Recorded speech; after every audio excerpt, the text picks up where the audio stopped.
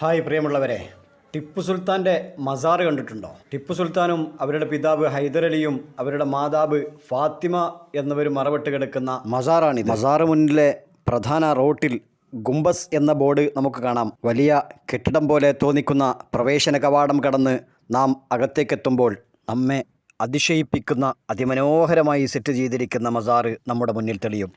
ടിപ്പുവിൻ്റെയും ഹൈദരാലിയുടെയും ഫാത്തിമയുടെയും ഖബർ മാത്രമല്ല ഇതിനുള്ളിലുള്ളത്. പ്രധാനപ്പെട്ട സേനാ നായകന്മാരുടെയും ഭരണത്തലവന്മാരുടെയും ടിപ്പു സുൽത്താൻ്റെ ഭാര്യയുടെയും മറ്റു കുടുംബാംഗങ്ങളുടെയും എല്ലാ ഖബറുകൾ ഇതേ മസാറിൽ തന്നെയാണ് നിലകൊള്ളുന്നത്. പ്രധാനപ്പെട്ട ഖബറുകളുടെ മേൽ പേരുകൾ അടയാളപ്പെടുത്തപ്പെട്ടിട്ടുണ്ട്. മസ്ജിദ് അടക്കമുള്ള നിരവധി കെട്ടിടങ്ങൾ ഈ കോമ്പൗണ്ടിനുള്ളിൽ നമുക്ക് കാണാൻ കഴിയും.